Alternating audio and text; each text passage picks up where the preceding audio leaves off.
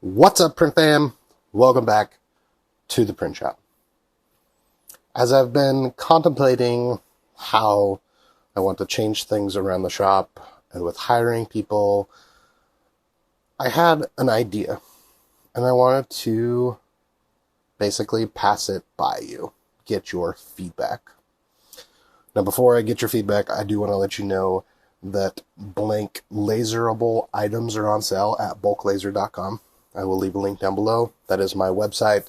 I am the one that sells them. If you have suggestions for other things you want me to stock so you can buy them, let me know. But again, we are doing pens. They are on sale. Anyway, to my idea. With trying to kind of reduce the number of things that we have to do and or train for, but still be able to capitalize on the market, specifically Utah, because Utah is very cheap, is a good way to put it. They're very DIY, if I can do it myself, I will, type people. Sometimes so much so to a fault. I am very much a proponent of paying people what they're good at so I can do what I am good at. And that is not the case for everyone in Utah.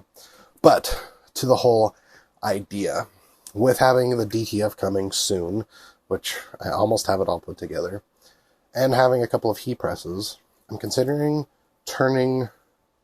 the idea of setting up a heat press station in the front office. So like my lobby, and offering DIY apparel.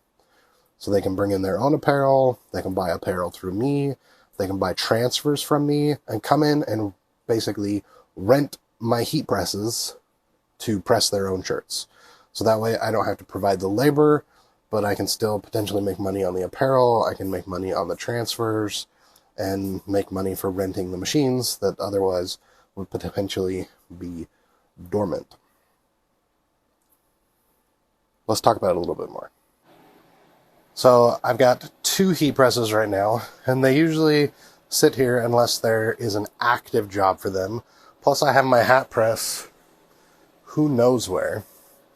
But if instead of having them sitting here, I utilized basically the 13 or 12 or whatever by 20 office lobby area, set up a couple of stations so that people could come in, press their own shirts. Part of the mentality of it too is I have all these bins up here with blank apparel.